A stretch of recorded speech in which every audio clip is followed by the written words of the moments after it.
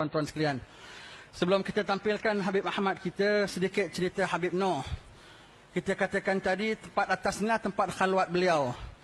Kita dengar makam ini pernah nak diganggu gugat orang, tak dapat berjaya. Sejak bila?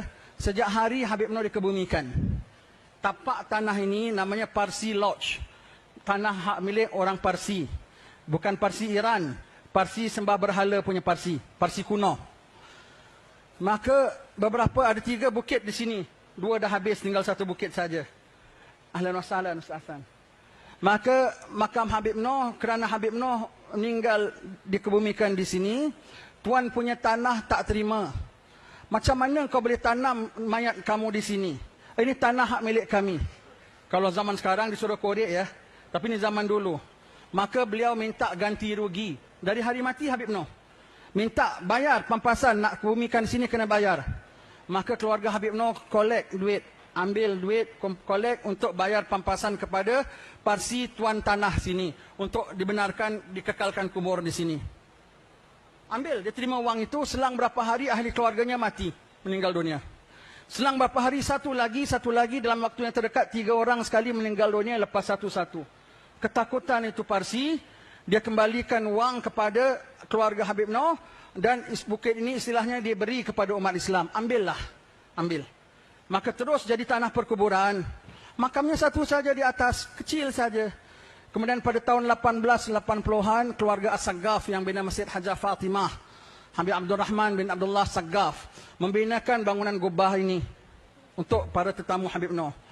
Pada tahun 1903, seorang sahabat Habib Noh, Haji Muhammad Saleh, orang pedagang dari Betawi, Jakarta, sahabat Habib Noh, membinakan masjid yang kecil di bawah ini untuk para pengunjung Habib Noh. Sekarang masjid yang sumpama ini di Singapura dah tak ada lagi.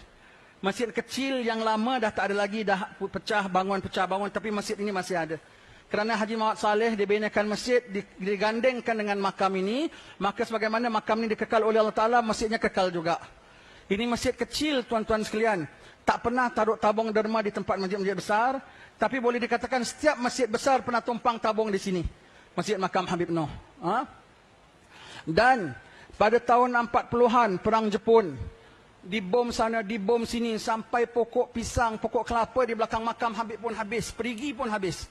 Tetapi makam Habib Noh masih tetap ada, Alhamdulillah. Sampai tahun 60-an Hakisan. Sebab sini betul, di kaki bukit betul sudah pantai. Hakisan sudah hampir orang cemas kerana ombak laut sudah semakin naik, ditakdirkan hukumah Singapura bina pelabuhan sebesar-besar di sini, ditambaknya, maka selamat terpelihara lagi makam Habib Noh. Tahun-tahun 50-an sebelum merdeka, nak bikin University Maritime Kelautan, nak dibinanya di sini, kerana ini tapak daripada zaman para miswara masuk Singapura daripada Bintan kemari, maka sini sejarah nak dibinakan universiti di sini. Tetapi tak berjaya juga, mereka bina di Pasir Panjang. Ini ada seminar disebutkan tentang perkara ini, disebutkan. Kami hadir pada seminar itu. Sampailah kemuncaknya pada tahun 70-an, awal lepas merdeka dari Malaysia, Singapura, bikin pembangunan, tempat ini semua sudah keliling. Jalan raya ini menjadi saksi. Semua sudah keliling nak dibikin jalan raya atas makam ini. Maka semua kuburan yang berada di sini sudah dipindahkan. Yang memindahkannya, yang galinya siapa? Mereka yang mengatakan kita ni kuburiun, kata Ustaz. Yang mengatakan kita ziarah kubur ni syirik. Yang mengatakan ini bid'ah. Kumpulan ini yang gali kubur. Suka mereka dapat gali. Tetapi kubur Habib Noh tak ada siapa berani sentuh. Masjid dan kubur dah nak dipindahkan. Sementara berhari-hari tak ada siapa berani sentuh ini 2 makam Habib Noh dan Habib Abdul Rahman.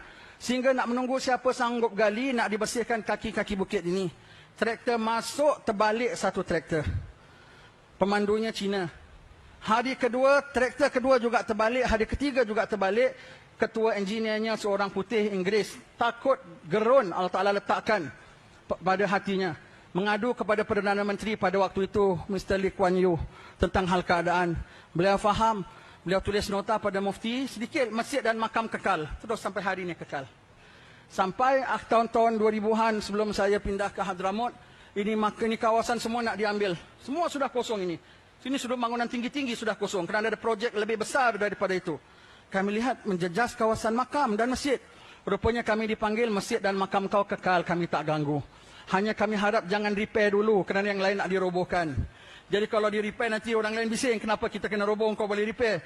Jadi mereka dah selamat roboh baru kita repair, sebab itu lambat baru siap, alhamdulillah. Jadi ini tempat Allah berkehendak makam Habib Noh di sini.